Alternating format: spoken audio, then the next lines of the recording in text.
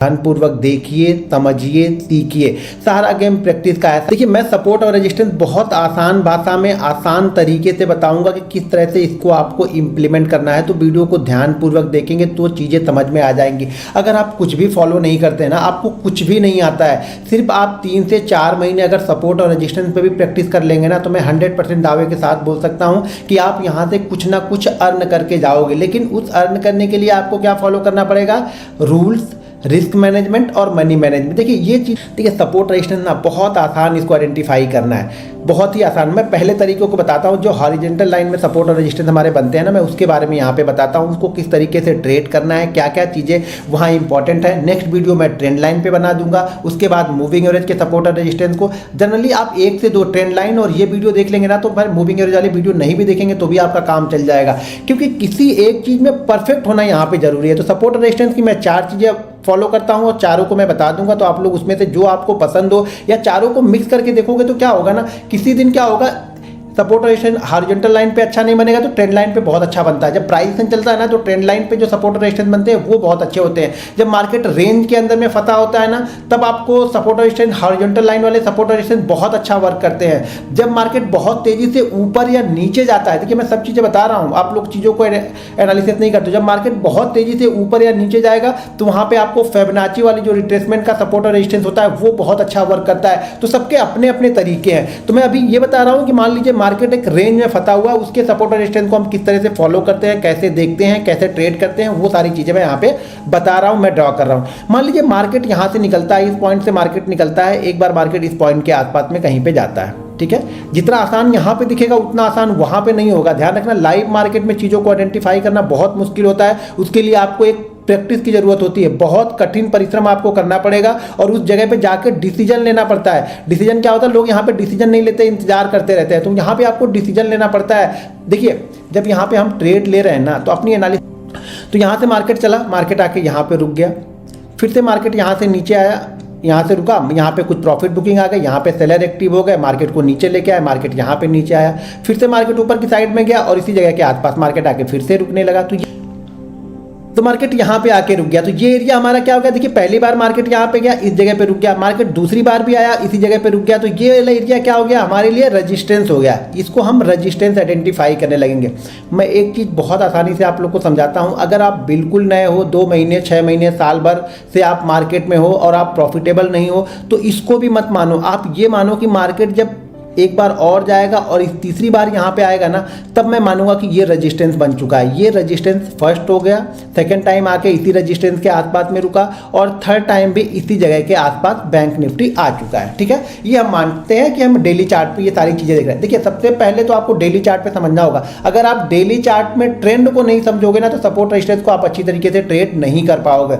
जिस ट्रेंड में मार्केट होता है ना, उस तरीके से वो काम करेगा। ट्रेंड की साइड में बहुत अच्छा मूव देगा, ट्रेंड के अगेंस्ट मूव स्लो होता है, तो ये ध्यान रखिएगा।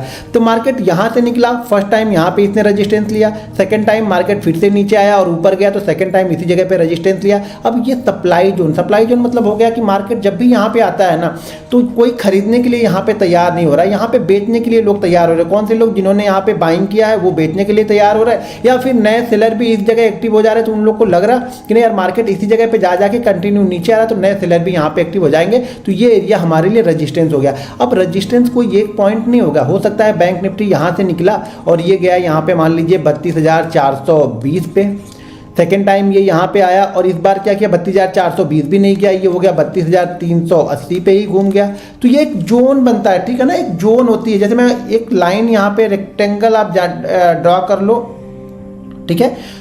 तो इस तरह की एक लाइन, एक जोन ड्रॉ करते हैं कि 420 से 380 यहाँ पे गया। अब तीसरी बार बैंक निफ्टी वापस गया और वापस इस जगह पे आके इसने ट्रेड किया, इस जगह पे आके ट्रेड कर रहा। हो सकता है ये वाला जो लेवल होगा वो होगा यहाँ पे 42,400, मान लीजिए 400 का होता है। अब ये 3 अलग अलग रेजिस्टेंस बनाया, लेकिन ये एक जोन बनाया। देखिए जब कोई भी स्टॉक्स होता है ना, स्टॉक्स हो, इंडेक्स हो, कोई भी होगा ना, तो ये हम मान के चलते हैं कि 0.5% से 1% की एक रेंज बन सकती है। हो सकता है बैंक निफ्टी वही रेंज 250 से 300 पॉइंट की भी बना सकता है, ठीक है।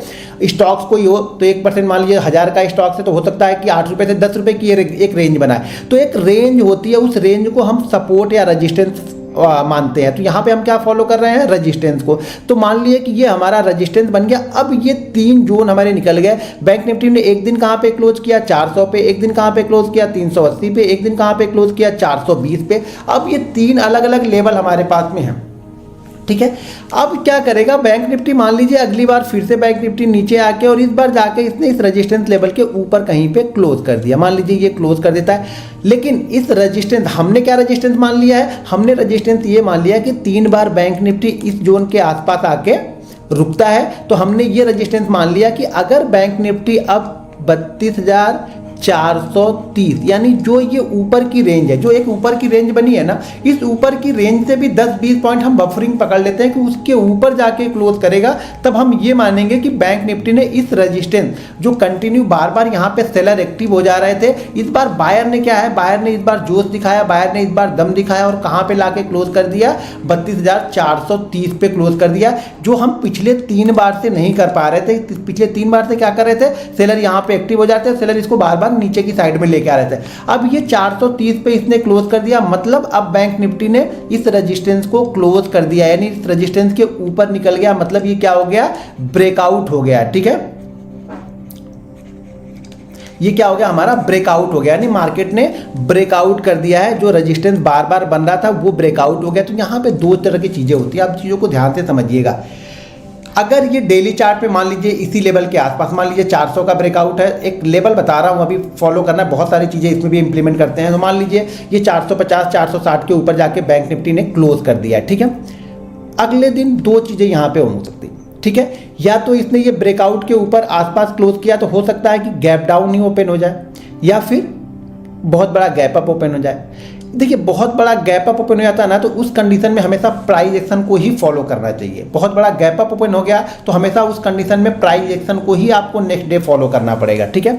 अगर गैप डाउन हो गया तो ये चीज़ें ध्यान रखना कि अगर ब्रेकआउट के बाद गैप डाउन हो गया और गैप डाउन के बाद ये पहले 10-15 मिनट के लो को ब्रेक नहीं किया ना, तो ये आप मान के चलना कि 10 टाइम में से कम 8 टाइम मार्केट यहाँ से रिकवर करेगा और ये ब्रेकआउट लेवल है उसके ऊपर जाकर ट्रेड करना स्टार्ट करेगा। ये एक्सपीरियंस से बता रहा हूं। कब, जब मार्केट ब्रेकआउट करे और ब्रेकआउट के बाद पहले 10-15 मिनट के लो को ब्रेक ना करे, ये ध्यान रखना, पहले 10-15 मिनट के लो को वो ब्रेक ना करे तो मार्केट कंटिन्यू ऊपर की साइड में निकल जाता है। ये बहुत बड़ा गैप डाउन नहीं, ऐसा नहीं कि 3% गैप डाउन हो जाएगा तब भी हम ये चीजें कर रहे हैं। ये इसी लेवल के पास, मान लीजिए हमने 430 पे क्लोज किया तो ये हो सकता है 300 पे ओपन हो जाए, 250 पे गैप डाउन ओपन हो जाए। पहली कैंडल यहाँ पे इंपॉर्टेंट होती है ट्रेड करने के लिए, ब्रेकआउट लेवल को। ये मैं चीज़ें बता रहा हूँ कि मार्केट आज क्लोज किया तो हम कल किस तरीके से ट्रेड कर रहे हैं। ऐसे ही सपोर्ट और रेजिस्टेंस इंट्राडे में भी बनते हैं, तो इंट्राडे की वीडियो आप लोग के लिए नेक्स्ट वीडियो बनाऊंगा, क्योंकि वीडियो बहुत बड़ी हो जाएगी तो चीज़ें समझ में नहीं आएगी। पहले सपोर्ट और रेजिस्टेंस डेली चार्ट पे आप फॉलो करो। जैसे आज मैं वीडियो बना रहा हूँ तो इसको आप नेक्स्ट वीक के लिए आप बैंक निफ्टी पे सपोर्ट रेजिस्टेंस निकाल लो, निफ्टी पे निकाल लो, स्टॉक्स पे निकाल लो, 4-5 स्टॉक्स निकालो और देखो वो कब ब्रेकआउट करता है और ब्रेकआउट के बाद उसकी मूवमेंट को पहले ट्रैक करो, ठीक है। तो ये यहाँ पे क्लोज होने, यहाँ पे अगर ओपन होता है ना तो यहाँ से बहुत तेजी से ऊपर की साइड में ये निकल सकता है अगर पहले 5-7 मिनट ये लो को ब्रेक नहीं करता है तो। अब मान लो ये 430 के आसपास का इसने क्लोज किया है और उस दिन शायद इसने, हो सकता है कि हाई इसने 32,500 का लगाया हो, किस दिन, जिस दिन इसने ये क्लोज किया है 32,500 को लगाया, और अगर आज ये 32,500 के नीचे ही ओपन हो रहा है और जैसे ही 500 को निकालेगा ना, यहाँ पे बहुत तेज मूवमेंट आपको होती हुई दिखेगी इंट्राडे में। क्यों? क्योंकि एक तो हमने जो रेजिस्टेंस था उस रेजिस्टेंस लेवल के नीचे हमने ऊपर हमने क्लोज कर दिया। तो जो लोग ये सोच रहे थे कि शायद कल हम देखते हैं कि शायद इस रेजिस्टेंस के ऊपर तो क्लोज कर रहा है लेकिन बहुत ज़्यादा ऊपर क्लोज नहीं कर रहा, तो वो पोजीशन शायद 10-20 पॉइंट 100 पॉइंट का रिस्क लेके और पोजीशन को लेके जा सकते हैं। तो वो कब पोजीशन को कवर करेंगे, जैसे ही ये कल वाले हाई को निकालना स्टार्ट करेगा ना, जैसे कल वाला हाई के लिए अब रेजिस्टेंस, आज के लिए रेजिस्टेंस क्या हो गया अभी, जैसे मान लीजिए 500 का इसने हाई लगा दिया, ठीक है, आज की क्लोजिंग इसने 430 पे दे दी। अब जैसे कल ये 500 के नीचे ही ओपन होगा और जैसे ही 500 को क्रॉस करेगा ना, यहाँ फटाफट शॉर्ट कवरिंग स्टार्ट हो जाएगी। यानी जो ये लोग ने आज पोजीशन यहाँ पे कवर करके नहीं गए वो सभी लोग अपनी पोजीशन को कवर करेंगे, क्योंकि उनका लॉस अब बढ़ जाएगा। क्योंकि पिछले जो रजिस्टेंस बना रहा था मार्केट, उस रजिस्टेंस के ऊपर जाके ट्रेड करना स्टार्ट किया है। तो यहाँ पे क्या होगी, ये लोग पोजीशन को कवर करेंगे और बहुत सारे लोग वेट करते रहते हैं कि मैं ब्रेकआउट पे ही ट्रेड करूंगा। जैसे मैं ब्रेकआउट ट्रेडर हूँ, ज़्यादातर मैं ब्रेकआउट को ट्रेड करता हूँ, तो मैं इंतजार यहाँ पे करता रहूँगा कि जैसे ब्रेकआउट होगा मैं ट्रेड करूँगा अगले दिन। तो ये 500 के ऊपर की जो मूवमेंट होगी ना, ये बहुत फास्ट मूवमेंट होगी। अब इसके ऊपर का फिर रेजिस्टेंस क्या होगा, देखिए यहाँ पे तो रेजिस्टेंस को इसने ब्रेक कर दिया, इसके ऊपर वो रेजिस्टेंस होगा जो पिछले बार से ये गिरते हुए जहाँ से गिरना स्टार्ट किया होगा और जो उसने एक स्विंग हाई लगाया होगा, वो जाते वक्त यहाँ पे रेजिस्टेंस होगा। यहाँ पे मैंने नीचे का ही दिखाया आप लोग को। मान लेते हैं, एक मिनट में इसको जरा हटा देता हूँ। जो इसका प्रीवियस हाई, जैसे मार्केट यहाँ से गिरना स्टार्ट किया, यहाँ से एक बार हाई लगाया और ये यहाँ पे मान लीजिए ये लेवल यहाँ पे है और यहाँ से वापस ये बाउंस बैक करके यहाँ गया और यहाँ से ये गिरना स्टार्ट किया, तो हमारे पास ये 3 रेजिस्टेंस बने। और रेजिस्टेंस के बाद ये कहाँ तक जाएगा, तो रेजिस्टेंस के बाद जो ये पिछला स्विंग हाई इसका लगा होगा, रेजिस्टेंस क्रॉस करने के बाद, ध्यान दीजिएगा, रेजिस्टेंस क्रॉस करने के बाद जो पिछला स्विंग हाई लगा होगा वो, या फिर यहाँ पे अगर कोई इसने सपोर्ट बनाया होगा तो वो हमारा अगला रेजिस्टेंस होगा, या ये रेजिस्टेंस होगा और वो हमारा इसका टारगेट भी उसी लेवल के आसपास होगा। अब मान लीजिए इससे और इसकी बीच की दूरी मान लीजिए 1000 पॉइंट है, तो हम ये मान के चलेंगे कि हमारा टारगेट यहाँ से 800 से लेकर के 1000 पॉइंट के बीच का हमारा यहाँ पे टारगेट हो सकता है, ठीक है। और अगला रेजिस्टेंस भी यहीं पे बैंक निफ्टी को मिलेगा। ये जरूरी नहीं है कि ये रेजिस्टेंस बिल्कुल पास में जाके टच करे, हो सकता है उसके पहले बना दे, कुछ यहाँ पे चीज़ें आपको दिखने लगे, चार्ट पैटर्न में कुछ चीज़ें दिखने लगे जिससे हम आइडेंटिफाई करते हैं कि हाँ अगला रेजिस्टेंस ये यहाँ पे बना रहा है। टारगेट के लिए नेक्स्ट चीज़ें और भी देख सकते हैं। टारगेट के लिए ये भी देखते हैं कि ये जो रेंज बनी है, ये रेंज कितनी बनी है, तो इस रेंज को भी हम टारगेट पकड़ते हैं। मान लीजिए ये रेंज 800 की है, तो नेक्स्ट टारगेट हमारा 700 से 800 का भी होगा। तो टारगेट के लिए ये रेंज पकड़ लेते हैं। और अगला रेजिस्टेंस कहाँ पे मिलेगा, तो जहाँ से इसने गिरना स्टार्ट किया था या पिछला जो इसका स्विंग हाई लगा होगा वो हमारे लिए अगला रेजिस्टेंस होगा, क्योंकि पिछली बार ये स्विंग हाई बना के इस जगह के आसपास गया था और यहीं से ये गिरना स्टार्ट हुआ था। तो यही हमारे लिए अगला यहाँ पे टारगेट भी होगा और यही हमारे लिए अगला रेजिस्टेंस भी यहाँ पे बैंक निफ्टी को या स्टॉक्स को या जो भी चार्ट आप देख रहे हो उस चार्ट को यहाँ पे मिलेगा। तो चार्ट को सबसे आसान भाषा में मैं आप लोग को बता रहा हूँ, सपोर्ट रेजिस्टेंस को, तो इसको ध्यान से देखिए। अब सेम काम, यही काम बैंक निफ्टी करता है जब सपोर्ट लेता है। जब सपोर्ट में भी सेम चीज़ें होती है, जैसे ये यहाँ पे सपोर्ट बना रहा है, मान लीजिए अगर ये सपोर्ट को यहाँ से सपोर्ट को ब्रेक करेगा तो यही इसका टारगेट हो जाएगा। जैसे ये सपोर्ट 3 बार इसको जाके सपोर्ट ले रहा है, अभी तक हम रेजिस्टेंस देख रहे थे। मान लीजिए बैंक निफ्टी क्या कर रहा, ये ऊपर से आया, ठीक है, यहाँ पे इसने एक रेंज बनाया और ये मान लीजिए ये सपोर्ट बनाते हुए चल रहा है, ये ऊपर ही रेजिस्टेंस बनाते हुए चल रहा है। इस बीच के जो ट्रेड होते हैं ना, यही ट्रेड यहाँ पे फास्ट मूवमेंट का कारण बनते हैं। जो इस बीच में जो ट्रेड लोगों ने लिए होते हैं ना, होप ट्रेड इसको बोलते हैं। मान लीजिए छोटी सी रेंज, अगर ये बड़ी रेंज है तो हो सकता है इस सपोर्ट के पास में आके लोग बाइंग करें, रेजिस्टेंस के पास आके लोग सेल करें, सपोर्ट के पास आके बाइंग करें, रेजिस्टेंस के पास आके सेल करें। ये भी सारी चीज़ें बताऊंगा। पहले इस वीडियो को ध्यान से देखिए कि सपोर्ट रेजिस्टेंस किस तरह से बाइंग करेंगे या किस तरीके से हम सेल करेंगे। उसके बाद सपोर्ट रेजिस्टेंस को ही किस तरीके से ट्रेड करेंगे वो भी बताऊंगा। तो यहाँ पे अब ये मान लीजिए ये क्या कर रहा है, ये यहाँ पे सपोर्ट बना रहा है। जब मार्केट यहाँ से ऊपर की साइड से यहाँ पे आएगा, इस जगह पे कुछ चीज़ें बनेंगी। ये सपोर्ट मान लीजिए बन रहा हो 32,000 का, हो सकता है ये 32,000 का बना हो सकता है वो 31,800 का हो सकता है यहाँ पे ये 31,900 का हो।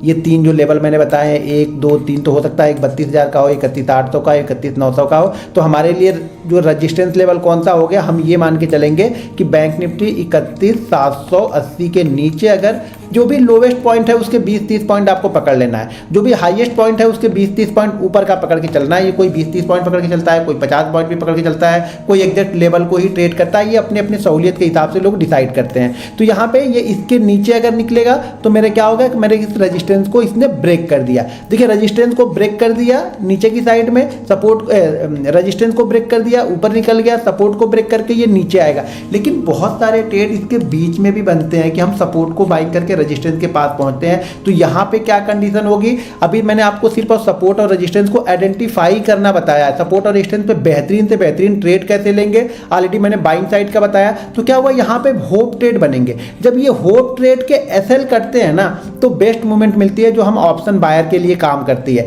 ये इस रेंज में जब तक ये फंसा हुआ है तब तक ऑप्शन सेलर के लिए बेस्ट पैसा यहाँ पे बनेगा, क्योंकि उस रेंज को वो क्रॉस नहीं कर रहा है। ऑप्शन बायर के लिए बेहतरीन पैसा कब बनेगा, जब वो इस रेंज को क्रॉस करके ऊपर या इस रेंज को क्रॉस करके नीचे आएगा तो यहाँ पे जो मूवमेंट होगी वो फास्ट होगी। ये मूवमेंट जो होती है वो स्लो मूवमेंट होती है। तो यहाँ पे जो ऑप्शन सेलर होते हैं उनको टाइम डीके मिलता रहता है, क्योंकि उनको पता है इस लेवल के आसपास कहीं सेलर आ जाते हैं, इस लेवल के पास थोड़े बायर आएंगे। और बहुत सारे लोग इंतजार करते हैं, जो सपोर्ट और रेजिस्टेंस ट्रेड करते हैं वो इंतजार करते रहते हैं कि मार्केट इस रेंज को ब्रेक करे तब मैं पैसा यहाँ पे डालूंगा। बहुत सारे लोग सिर्फ सपोर्ट और रेजिस्टेंस को ही ट्रेड करते हैं। तो यहाँ पे एक बेहतरीन मूवमेंट उनको मिलेगी, क्योंकि मार्केट 3 दिन 4 दिन 5 दिन 7 दिन से एक रेंज में फंसा था। रेंज के जैसे बाहर ऊपर या नीचे जिस साइड में निकलेगा उस साइड में एक बेहतरीन ट्रेड मिलेगा। तो ये सपोर्ट और रेजिस्टेंस हमने क्या आइडेंटिफाई किया, जो हॉरिजॉन्टल लाइन होती है। नेक्स्ट हॉरिजॉन्टल लाइन में ही 5 मिनट पे किस तरह से आइडेंटिफाई करेंगे और किस तरह से इंट्राडे के दौरान ट्रेड लेंगे उसकी वीडियो बनाऊंगा। पहले मैं इसको चार्ट पे आप लोग को दिखा देता हूँ। दोस्तों, अगर आप भी हमारा लर्निंग ग्रुप ज्वाइन करना चाहते हैं तो वीडियो के डिस्क्रिप्शन में लिंक है, उस लिंक के जरिए जाके आप Zerodha, Angel broking, Upstox, lion blue, Fyers, ICICI direct में किसी एक के साथ डीमेट अकाउंट ओपन करके आप हमारा लर्निंग ग्रुप ज्वाइन कर सकते हैं, जिसमें मैं bank Nifty option, Nifty option के वीडियो इंपॉर्टेंट लेवल पोस्ट करते रहता हूं। उसको देखिए, समझिए और सीखते रहिए। अब यहाँ पे देखिए, जैसे ये 43,000 का लेवल था, ये 43,000 का लेवल कई बार इसने टेस्ट किया था और ये इसके लिए क्या था, सपोर्ट का काम कर रहा था। ये 43,000 जो था वो सपोर्ट का काम कर रहा था। और जैसे ही 43,000 को उसको ब्रेक किया उस दिन देखेंगे तो ये जो कैंडल है ये 1200 से 1500 पॉइंट की कैंडल है। जैसे इसने इस लेवल को ब्रेक किया था वहाँ से ये 600 से 700 पॉइंट बैंक निफ्टी मेरे ख्याल से सिर्फ 10 से 15 मिनट में आया था। 10 से 15 मिनट में ये 600 से 700 पॉइंट बैंक निफ्टी यहाँ पे गिरा था। किस दिन? जिस दिन इसने ये लेवल 43,980 के लेवल को क्रॉस किया था, ब्रेक किया था, तो उस दिन ये मूवमेंट आया था। लेकिन इस मूवमेंट को चार्ट में देखने में तो ये बड़ा आसान दिख रहा है आपको पकड़ना, लेकिन इस मूवमेंट को हम पकड़ेंगे कहाँ पे? 5 मिनट के या 15 मिनट के चार्ट पे जाके। तो जब मैं 5 मिनट नेक्स्ट वीडियो में इसी पे आपको 5 मिनट या 15 मिनट पे बैंक निफ्टी को इंट्राडे में आइडेंटिफाई किस तरह से करना है, क्या क्या कंडीशन रहती है, किस कंडीशन पे बाइंग करना है, वो सब सारी चीजें बताऊंगा। लेकिन उसके लिए आपको अगर ये डेली चार्ट पे आपको सपोर्ट और रेजिस्टेंस पता ही नहीं है तो मैं ये 5 मिनट बता के किसी काम का नहीं है। ये डेली चार्ट पे पहले आपको पता होना चाहिए कि ये कितना इंपॉर्टेंट है। देखिए, जितना टाइम बिताएगा, जितना ज़्यादा टाइम बिताएगा किसी सपोर्ट और रेजिस्टेंस के पास में, उतनी ज़्यादा फास्ट मूवमेंट मिलेगी। जितना टाइम बिता के गिरेगा या ऊपर जाएगा, मोमेंटम उतनी ही फास्ट होगी। ये आप हमेशा समझ के रखिएगा, ये चीज़ों को समझिएगा, क्योंकि बहुत सारे लोग धीरे धीरे सब लोगों का ये स्टॉप लॉस हो जाता है और जैसे इसको मार्केट कट करता है, मार्केट में मूवमेंट यहाँ पे फास्ट होती है। तो डेली चार्ट पे देखिए, जैसे डेली चार्ट में 43 को इसने ब्रेक किया, ये कहाँ पे आ गया? 41,500 आ गया। 3 दिन में 41,500, यानी यहाँ पे 1500 पॉइंट की मूवमेंट आपको 3 दिन के अंदर मिल गई। और ऊपर यहाँ पे इस जगह पे देखेंगे तो शायद ये 500 पॉइंट की मूवमेंट में इसने 10-12 दिन का टाइम निकाला हुआ। उसी तरह से अब क्या, मैंने जैसे लास्ट वीडियो मैंने क्या बताया कि अगला हमारा रेजिस्टेंस क्या होगा। अब ये रेजिस्टेंस यहाँ पे बनाया, देखिए पहली बार एक बार इसने इससे बाउंस बैक लिया, फिर वापस यहाँ पे बाउंस बैक लिया। अब पिछले 2 दिन से ये क्या कर रहा था, इसी जगह के आसपास ये घूम रहा था, ठीक है। अब जैसे इसने वापस फिर 43, देखिए यहाँ पे क्या था 43, जैसा कि मैंने बताया कि 43 अब इसके लिए रेजिस्टेंस होगा, क्योंकि 43 को ही पहले ये सपोर्ट मान के चल रहा था। जैसे इसने सपोर्ट को ब्रेक किया, एक फास्ट मूवमेंट आपको देखने को मिली। अब जैसे इसने रेजिस्टेंस को ब्रेक किया, वापस इसमें एक फास्ट मूवमेंट देखने को मिली। और ये यहाँ पे देखिए 300-350 पॉइंट का मूवमेंट ये मेरे ख्याल से ना सिर्फ और सिर्फ 25 मिनट में है। ये 300-350 पॉइंट का मूवमेंट 25 मिनट में यहाँ पे आपको मिला था। ये फास्ट मूवमेंट, क्यों फास्ट मूवमेंट मिली? क्योंकि ये 43 का पहले सपोर्ट था, सपोर्ट को ब्रेक किया तो नीचे की साइड में एक अच्छा पैसा यहाँ पे सेलर लेके गए, जिन्होंने सेल किया होगा, जिन्होंने पुट लिया होगा, अच्छा पैसा बना के गए। यहाँ पे वापस फिर से ये 2-3 दिन होप ट्रेड बने कि शायद मार्केट 43 को ना निकाले। यहाँ पे होप क्या बन रहा था कि शायद मार्केट 43 को ब्रेक ना करे, लेकिन जैसे ब्रेक किया बड़ी क्वांटिटी, क्योंकि बहुत दिनों से असल ये हिट नहीं किया था, बहुत दिनों से 43 को रिस्पेक्ट कर रहा था, तो बहुत सारे लोगों की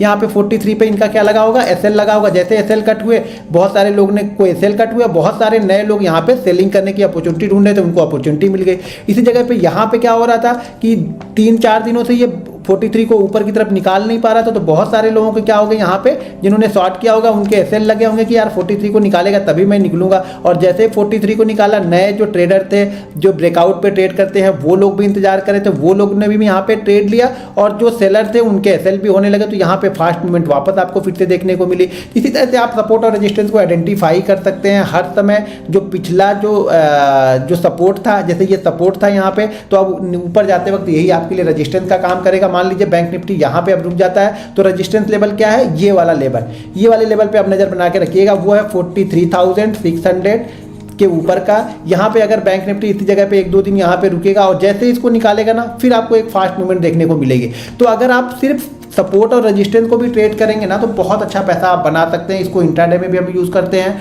डेली चार्ट पे भी देखते हैं, लेकिन डेली चार्ट में पहले आपको ट्रेंड देखना पड़ेगा। डेली चार्ट में वो किस तरह की मूवमेंट करके आया है तो उसके साथ वाली मूवमेंट को आप अच्छा पकड़ पाएंगे। जैसे डेली चार्ट में यहाँ पे क्या दिख रहा है कि ये सपोर्ट है, जैसे ब्रेक करेगा एक अच्छी मूवमेंट हमें मिलेगी। ये बाइंग साइड में शायद उतनी अच्छी मूवमेंट नहीं मिलेगी यहाँ पे, क्यों? क्योंकि तो लोगों को पहले से पता है कि 43,000 सपोर्ट है और ज़्यादातर लोग यहाँ पे बाइंग करके ऑलरेडी बैठे हुए हैं ना, ज़्यादातर बाइंग करके बैठे हुए हैं। वो तो वेट कर रहे हैं कि मार्केट बाइंग करके बैठे, मार्केट ऊपर जाएगा, लेकिन मार्केट ने क्या किया, उनके अपोजिट काम किया, तो ये तेजी से नीचे की साइड में आया। यहाँ पर ज़्यादातर लोग क्या कर रहे हैं, सेल करके बैठे हुए इसलिए कि शायद ये इसको क्रॉस नहीं करेगा। मार्केट जैसे उनके अपोजिट डायरेक्शन में गया, यहाँ पे मूवमेंट फास्ट हुए। तो ये ध्यान रखना, मार्केट अगर किसी सपोर्ट या रेजिस्टेंस को ब्रेक करता है तो बहुत अच्छा मूवमेंट वहाँ पे मिलता है। अब उस मूवमेंट को 5 मिनट में किस तरह से पकड़ेंगे ये नेक्स्ट वीडियो में मैं आप लोग को बताने वाला हूँ। ये वीडियो मुझे आप लोग बताइए कि ये वीडियो आप लोग को कैसी लगी, इस वीडियो से आप लोगों ने क्या सीखा, मुझे कमेंट करके जरूर बताइएगा। तो नेक्स्ट वीडियो में 5 मिनट के चार्ट पे कल मैं शायद इस वीडियो को आप लोग को डाल दूंगा, तो एक एक वीडियो मैं खत्म करता जाऊँगा सपोर्ट और रेजिस्टेंस की। तो कल मैं वो वीडियो डाल दूंगा, तो उस वीडियो को आप लोग देख लीजिएगा। और देखने के बाद प्रैक्टिस, सारा गेम प्रैक्टिस का है, सारा गेम कॉन्फिडेंस का है। आप प्रैक्टिस और कॉन्फिडेंस तो एक दिन के देखने से कुछ समझ में नहीं आएगा। ये कई बार SL भी हिट करेगा आपको। जब नए जब हम चीज़ें स्टार्ट करते हैं ना तो मार्केट ये बोलता है कि आप इसको फॉलो मत करो, आप ऐसे अंधे ट्रेड लो, मतलब कुछ भी आप ट्रेड लेते रहो, किसी चीज़ को फॉलो करके ट्रेड ना लो। लेकिन अगर आप देखेंगे किसी एक चीज़ को आप फॉलो करके ट्रेड ले रहे हो ना, तो 100-150 ट्रेड लेने के बाद मार्केट आपको नुकसान नहीं देगा। नुकसान का मतलब ये हो गया कि एंड ऑफ मंथ आप लॉस में नहीं रहोगे। भले आप 200-500 रुपये लेके जाओ, लेकिन कुछ ना कुछ आप लेके ही जाओगे। लेकिन वो कब होगा, जब कंटिन्यू किसी चीज़ को आप प्रैक्टिस करते हो। एक दिन आप सपोर्ट रेजिस्टेंस देखोगे, एक दिन ट्रेंड लाइन का देखोगे, एक दिन मूविंग एवरेज देखोगे, एक दिन कुछ और देखोगे, एक दिन इंडिकेटर लगाओगे, एक दिन प्राइस एक्शन फॉलो करोगे, तो नहीं होगा। किसी एक चीज में पहले परफेक्ट बनो आप लोग। दोस्तों वीडियो पसंद आए तो वीडियो को लाइक और शेयर जरूर कीजिएगा। मिलते हैं नेक्स्ट वीडियो में। जय हिंद।